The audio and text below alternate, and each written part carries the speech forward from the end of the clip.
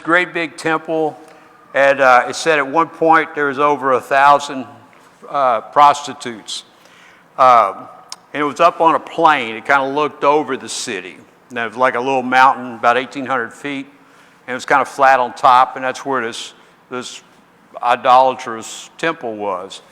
And it looked over. But it was well known. It was like any kind of debauchery you wanted in the world was to be found there.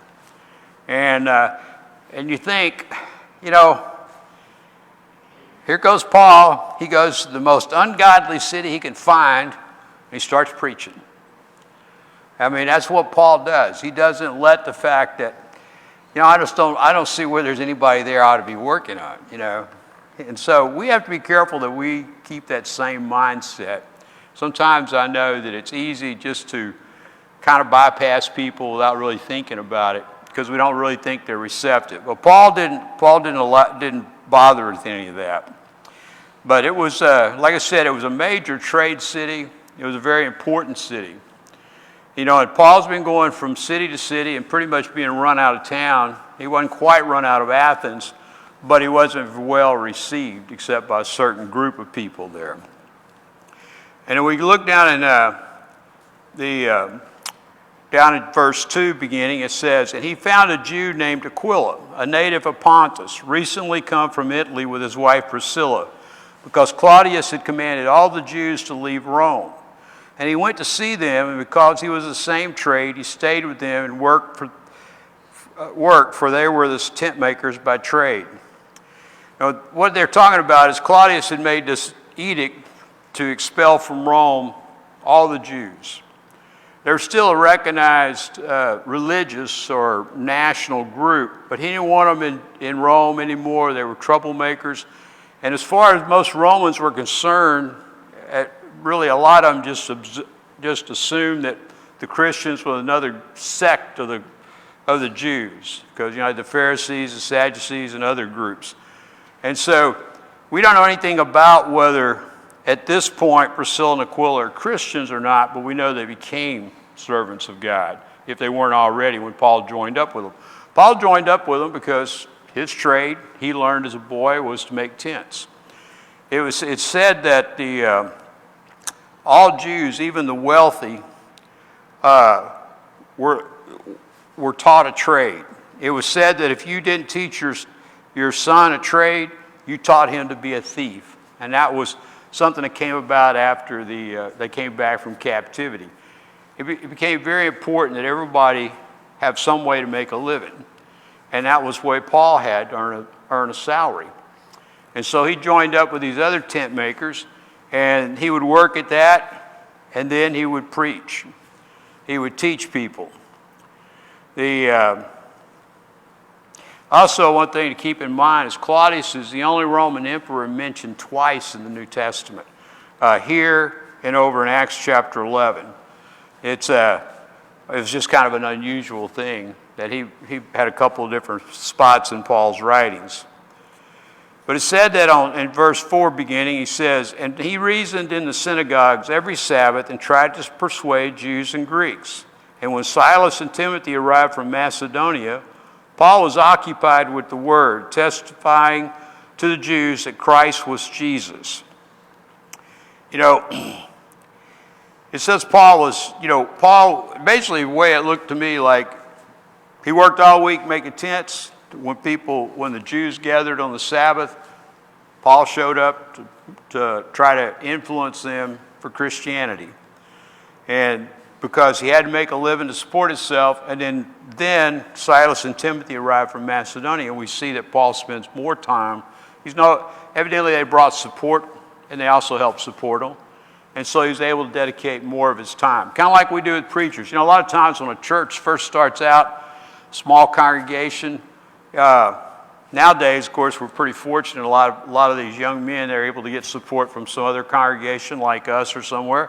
But it wasn't that uncommon when I was young that the preacher would have a job in the secular world, and he would preach on the weekend and try to study people during the week. And that's kind of what Paul did at this time. And that's kind of the example we have, that Paul dedicated his life to preaching the gospel. When he needed to support himself, he did that. and whatever time he had left or had available, he used it for preaching out to the lost. And, it says Paul was occupied with the word. Some of the commentators mention that one of the other versions says constrained. It was Paul. That was Paul's calling. We know it was. Paul was a very dedicated scholar before he converted to Christianity, and that was Paul's focus, was the Word of God. And when he learned the truth, that became his focus. And so wherever he goes, it's not like, I've been doing this a long time. I've been beat up, and I've been stoned. I'm getting a little tired of this job. I'm ready to do something else for my living. I'm just going to tent make. That was a good, safe trade. We don't see that. Paul continues going out where he knows it's going to cause trouble, because he knows the Jews aren't all going to accept him. And so far, his history with the Jews all up this peninsula, from up at the top and all the way down, was he got run out of town from town to town because the Jews didn't like the Jews converting and didn't like the Gentiles they were friends with being converted, and they just run Paul out of town. And that's really what Paul's expecting to happen here, I'm sure. I mean, that's been the history of it. But we see down in verse 6, it says, "And when they opposed and reviled him, he shook out his garments and said to them, 'Your blood be on your own heads.' He said, 'I'm innocent, and from now on I will go to the Gentiles.'" Back in Acts 13:51, we see he shook the dust off of the Jews in Antioch of Pisidia when they rejected him. And when Jesus sent the apostles out, his disciples out, he told them, if they won't accept the word, shake the dust off your feet for that town. And Paul loves the Jews. He's a Jew. He wants them all to convert, but he gets his feels sometimes. And he says, all right, I've done what I'm supposed to. Now I'm going to dedicate my time to people that are interested. You're no longer going to be my main focus. And we see this over and over in Paul's life, and it's exactly the way the Lord had told his disciples to begin with. People won't accept it, move on to somebody else that's interested. Sometimes you get to study with somebody, and it's just a matter of studying. They have no real interest in changing or even really wanting to accept the whole Bible. Sometimes you just got to say, I need to find somebody else to talk to. It's the same thing Paul did. He would work, we see Paul, he always goes to religious people to start with. He goes to people that are going to be interested in knowing something about either Jehovah God or a God, like with a lot of the Gentiles. But he starts with them, but he doesn't ignore the rest. If you study through Corinthians, you see all the people with all kinds of problems in their lives that he reached when he was working in Corinth. But it says after he shook the dust off his feet or told them that was they wouldn't listen to the truth, their blood was on their own head, basically, just like with some of the prophets in the Old Testament. It says, then he went to the house of a man named Titus Justus, a worshiper of God. His house was next to the synagogue. Crispus, the ruler of the synagogue, did believe in the Lord, together with his entire household, and many of the Corinthians, hearing Paul, believed and were baptized.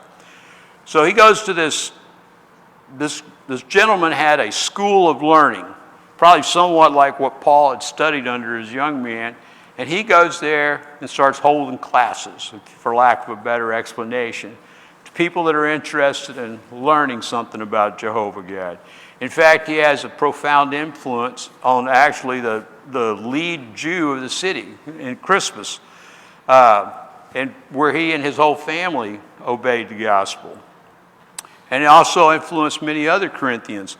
And we know, like I said, if you go over to Corinthians, 1 Corinthians, you read about a lot of the Corinthians that obeyed the gospel, where their backgrounds were. They had a lot of baggage in their life. A lot of us are fortunate we grew up in Christian homes, whether the Church of Christ or some other religion. We already kind of have a good moral compass. But a lot of these people don't. And there's a lot of people in our society today that don't have that compass. When I was young, that was more unusual. Today it's more common, where they don't have any religion at all, don't have a moral compass. They need God more than ever. And they should be open to it, but we have to get out there and sow the seed like Paul. In fact, if you look over to 1 Corinthians 1:14, Paul says that Crispus was one of the few people he baptized with his own hands.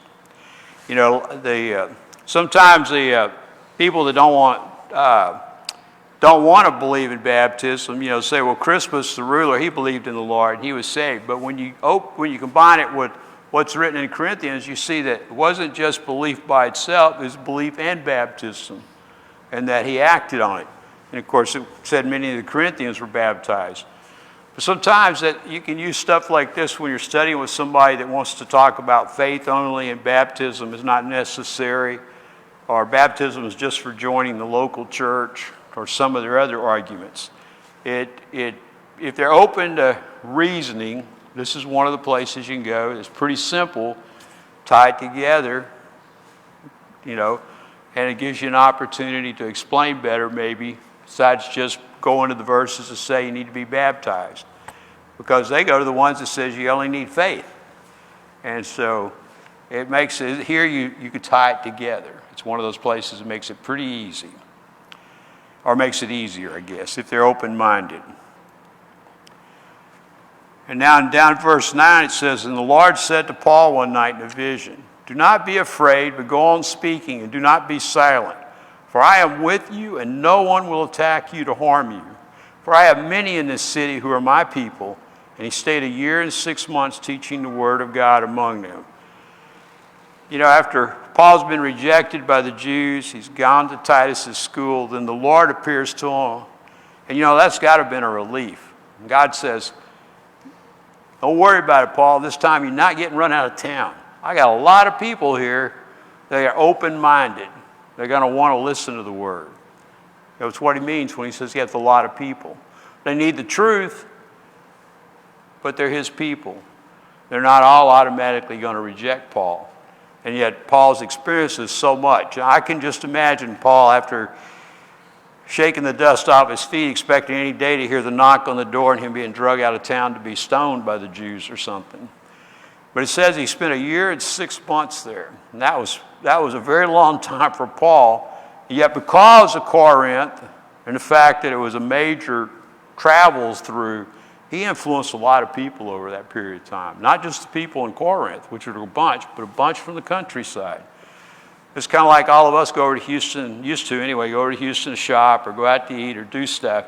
You know, everybody went to Corinth. That was the big city, you know. And so if you wanted something, Walmart wasn't in your town, you went to Walmart in Houston, you know. But I mean, you know, that's the way it was. And even back then, that's the way it was. People would go and they'd have an opportunity to hear maybe Paul or one of the other disciples that heard the word. And we see how the word spreads. And when he goes on his other missionary journeys, we see how it spread. And it's all because people get out and talk about what they're interested in. And we have to keep that in mind. I have to keep that in mind. I can talk anything you want to know about air conditioning. I ought to be able to talk about anything you want to know about Christianity. So that's the way we have our favorite subjects, whether it's sports or our work or whatever it is, but we've got to make Christ a priority and talk to people about it.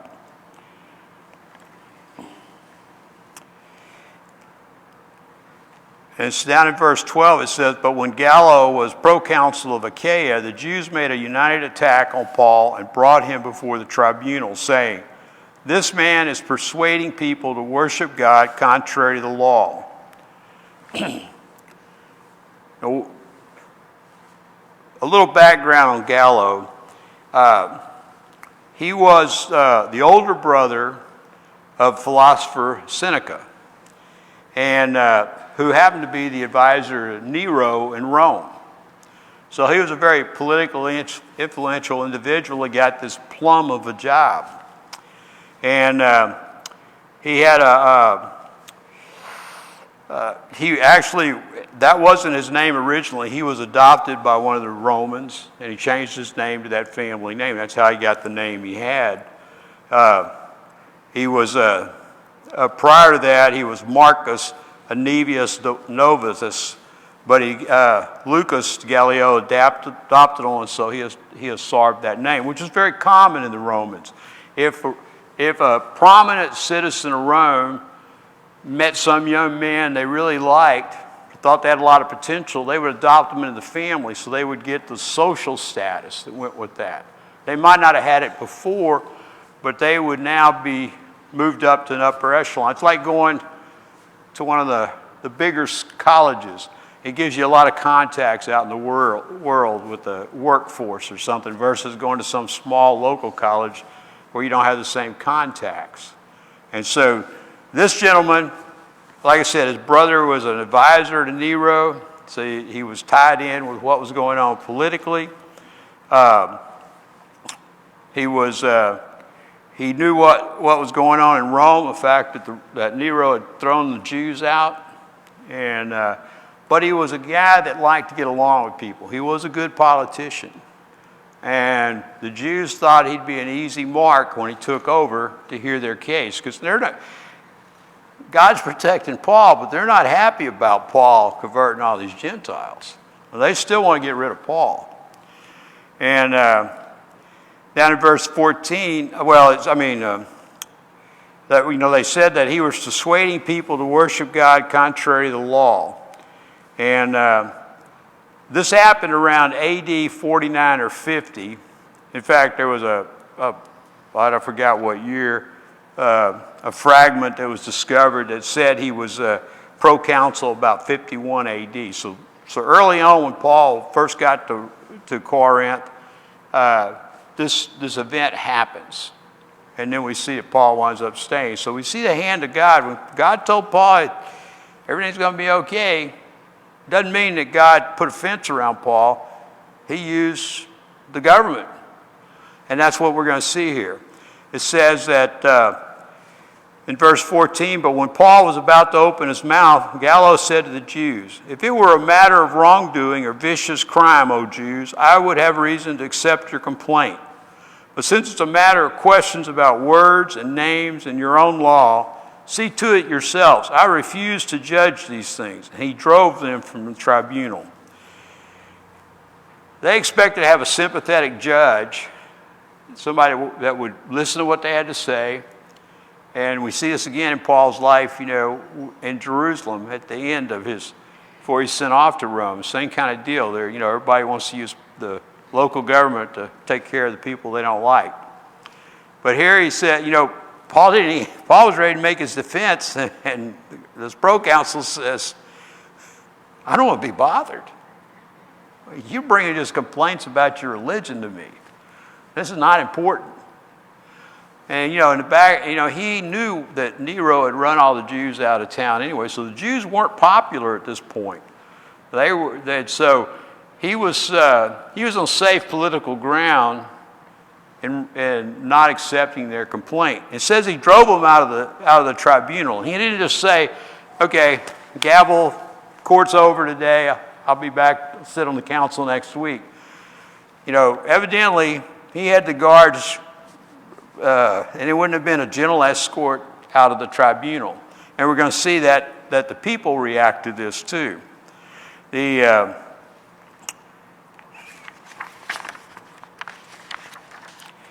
It says in verse 17 that they all seized Sosthenes, the ruler of the synagogue, and beat him in front of the tribunal. But Gallio paid no attention to this. The people of the town knew what was going on politically. They knew the Jews weren't in good odor with Nero or the Roman government. And, the Jews were pretty hard to get along with. You see that everywhere they go.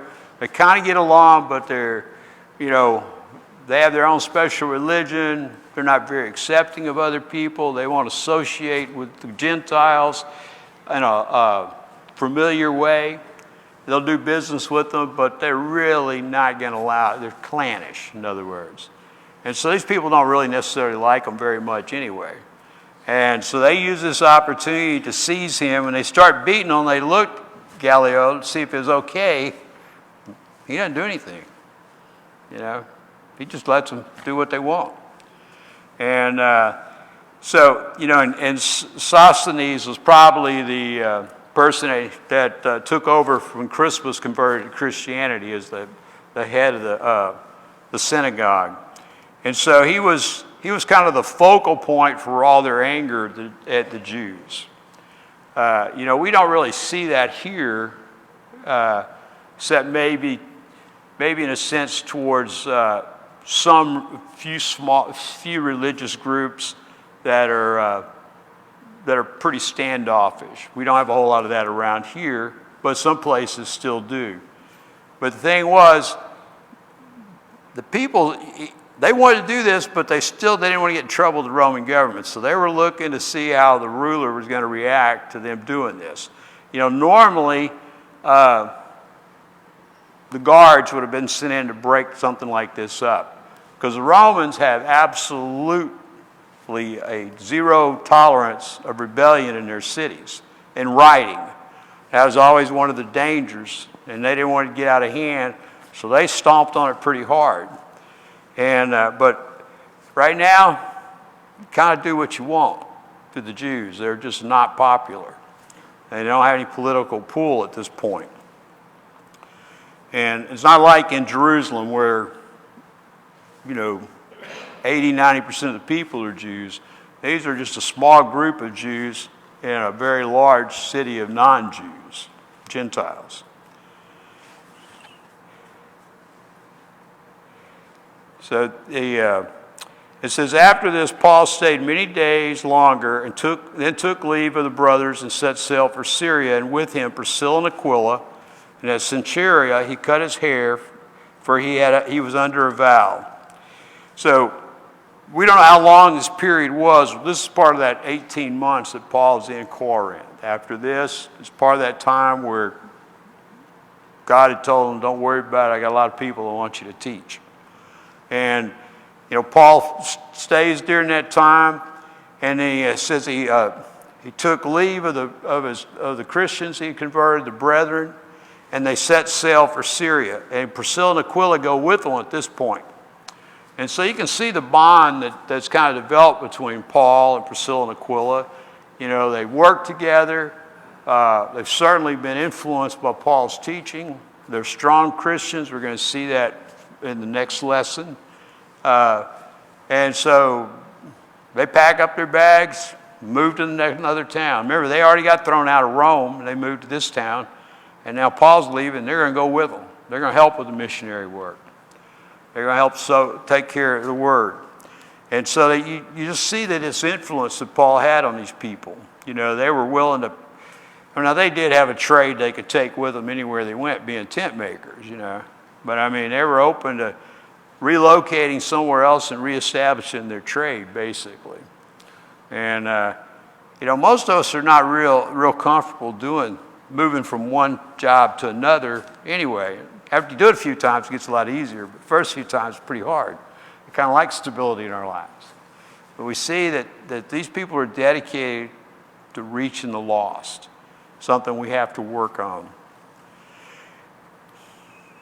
And then it talks about, you know, in Cenchrea, Paul cut his hair. He was under a vow.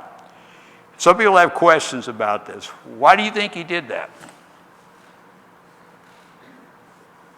Any ideas? Well, you know, Paul told you didn't have to be circumcised. Just cutting your hair and making a vow is a Jewish deal. Is there a problem now? Is there a conflict here between what Paul tells one group of Christians and what he's doing himself?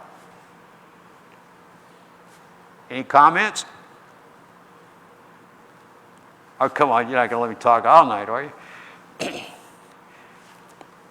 Paul didn't force Jewish customs on non-Jewish people or anybody else. But Paul was raised a Jew, and this is just part of what he does. You know, it's kind of like when the New Testament talks about feasts and days and things. I might celebrate a holiday, you might not. But if I'm doing it for the Lord, that's what really matters. And what you do is what matters as long as you're doing it for the Lord. It's the same way. Paul whatever Paul was doing with this vow he made, that was his custom. You cut your hair, you waited so long, you went and paid the temple tax, or whatever was involved in that particular vow that you took. And so, that's just part of what it was. So it wasn't that Paul was binding this on anybody else, certainly, but there was nothing wrong with Paul continuing some of those things.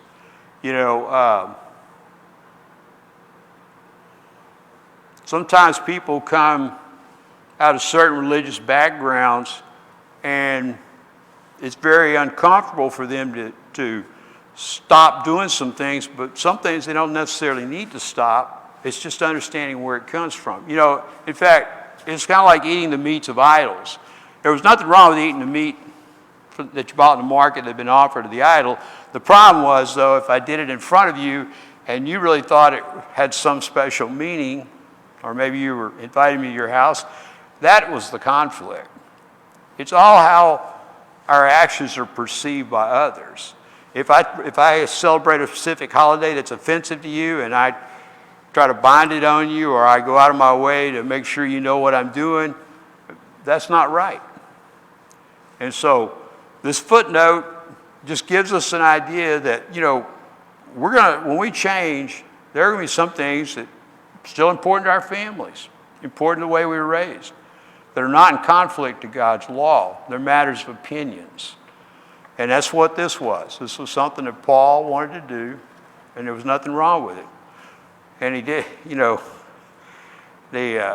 we know how Paul felt about not accepting the Gentiles. He told Peter, you're not eating with them now because the Jews are here. That's wrong. And he even went with a group to Jerusalem to make sure that get a story that everybody agreed on. It wasn't just Paul's opinion that Christians didn't have to be circumcised when they came out of Gentilism. We see that, but we don't. But some people look at this and they want to say, well, that's just a conflict. He's practicing some Jewish law that you didn't have to. And so, but we need to understand that sometimes when you teach somebody that comes out of something that's really different, it's hard for them to make certain changes. And some things they need to change, some things they don't.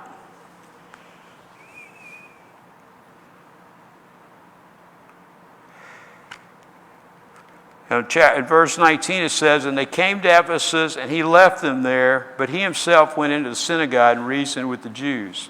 When they asked him to stay longer, he declined. But on the taking leave of them, he said, I will return if God wills, and he set sail from Ephesus. So who did he leave there in Ephesus? Priscilla and Aquila. She tells me to talk up, and I can't hear her up here, but I can read her lips.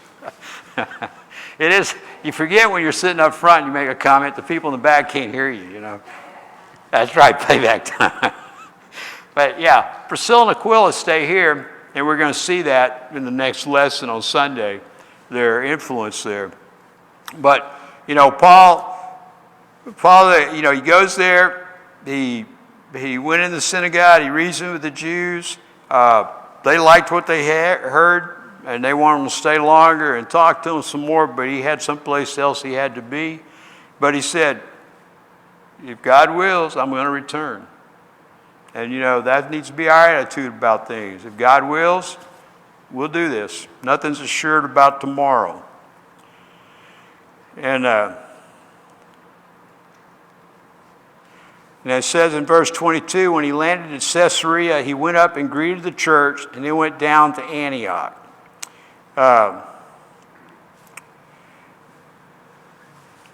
If you look on the map, one of the commentaries said, a couple of them actually, said that when he went up to the church, he might have gone to Jerusalem even. Of course, it's never on the map. It always just shows on landing there on shore and going right up to Antioch. But we know a lot of stuff that Paul does is not recorded. We're told how long after he was converted he preached before he ever went to Jerusalem. And we don't know that he went to Jerusalem or not, but if you hear that, I wanted you to know why they say that. Because everybody out, Jerusalem was up at elevation. And, you know, you went up to Jerusalem and you went down to everywhere else. And so it was just this particular wording kind of leaves it open as where he actually went before he went to Antioch. But he did, after they landed there and he was in Caesarea, that's what he did. But he went out and saluted the churches. You know, he was letting people know, you know, here's what's been going on. It's kind of like if you ever had a preacher come in where you were worshiping that you'd been supporting in some foreign land, and they come in and give you a report about what was going on over there. It encourages you. Christians in other places are there. People are being converted. And your fellow saints are there. And it's the same thing here. Paul was encouraging other Christians that, hey, the word's being spread. It's not just here. You're not by yourself. And then down at verse 23, it says, after spending some time there, he departed and went from one place to the next through the region of Galatia and Phrygia, strengthening all the disciples. So we get here, we're kind of like, when we get to Antioch, we're ending the first missionary journey. And it doesn't really say a whole lot about how long he stays, and then he leads on the second one. So, you know, this is pretty common. Paul comes back to where he started the church that kind of sent him out, gave him the initial support. He gives a report about the work, and then he gets the itching foot, and he heads off to check on those Christians and maybe convert some other people. And that's what we all need, is strengthening and encouraging. And that's what Paul would do. He would help establish a church. He would go on. Sometimes he'd send some of his young people that were traveling with him back to strengthen them. Other times, he would be the one that came back. And, you know, when we read this, it's like all this happened this year. You know, here we are. We're in November. We started this in January. That's not the way it was. You know, these are long journeys. It's like from Athens to Corinth is about 50 miles. Just for background information, it doesn't tell us whether he went by land or sea, but the period of time was the winter, which the seas are rough. One of the commentators said maybe this is one of those times when Paul was shipwrecked. We don't read it, that he doesn't tell us where it happened, because he could have come around by the coast, and they would have tried to stay close to the coast. But if a bad winter storm blew up, that can be pretty rough in the seas. But he either went over land, which is about 50 miles by road, or by sea, and we don't know how long it took. But it wasn't an overnight journey, and it wasn't like driving to Houston or San Antonio or somewhere.